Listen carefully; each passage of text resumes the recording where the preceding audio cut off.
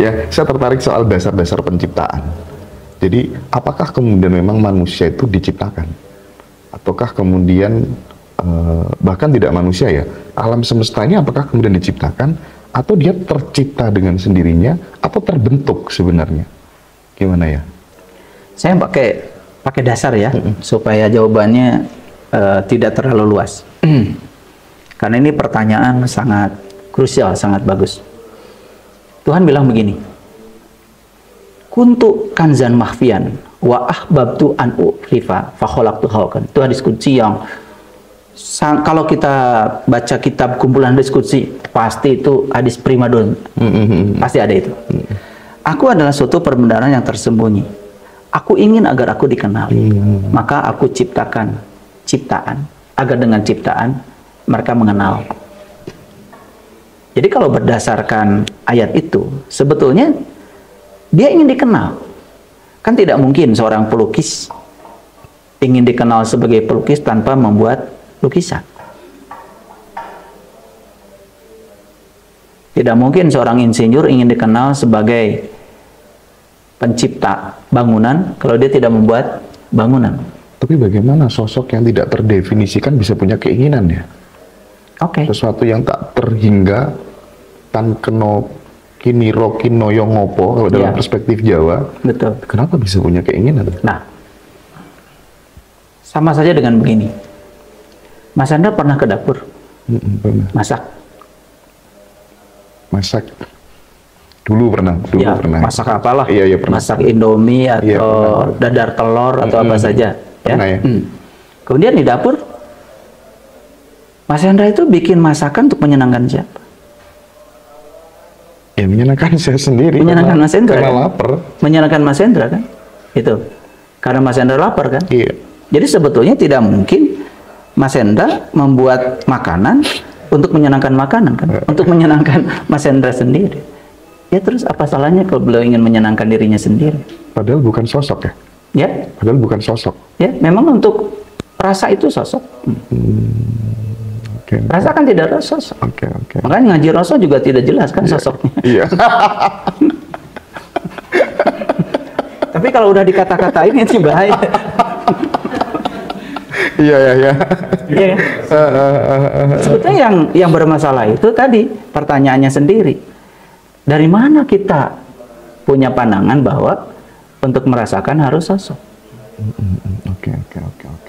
Nah, kalau kita berbicara lebih luas lagi nih, Mas Hendra, kan sebenarnya dia sendiri yang mengatakan bahwa wal awalu, wal akhiru, wal dohiru, wal batin.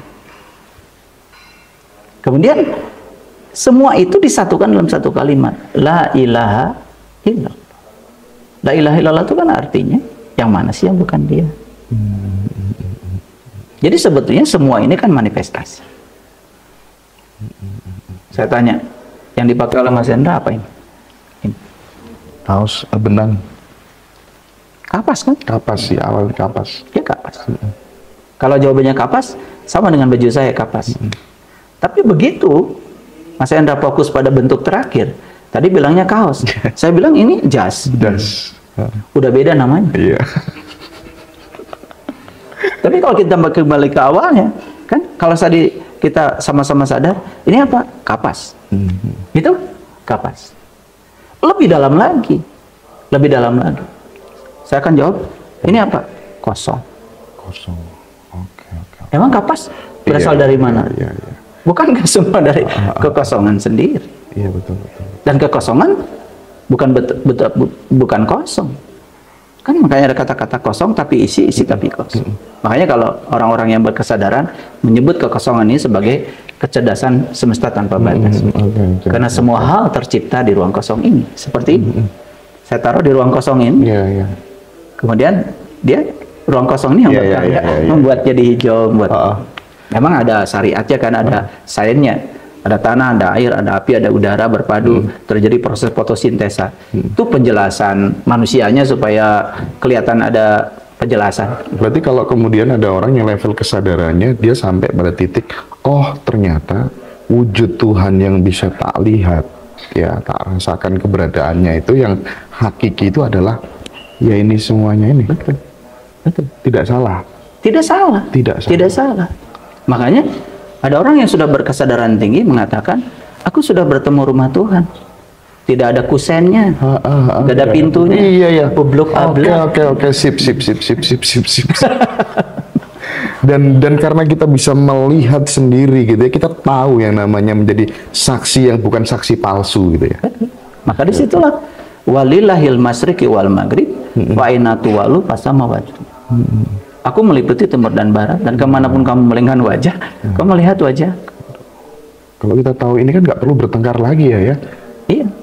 Dan kita bisa mendeskripsikan seberapa kita bilang Allahu Akbar, itu kita tahu deskripsinya, bukan cuman sekedar bawa telur busuk sambil Allahu Akbar gitu. Iya. Allahu Akbar itu harus jadi pengalaman. Oke. Pengalaman rasa. Karena melihat akbarnya Allah. Dan kalau kita dengan berkesadaran penuh mengatakan Allahu Akbar, bergetar seluruh sel dalam tubuh kita. Bergetar seluruh semesta. Ada energinya. Iya. Oke.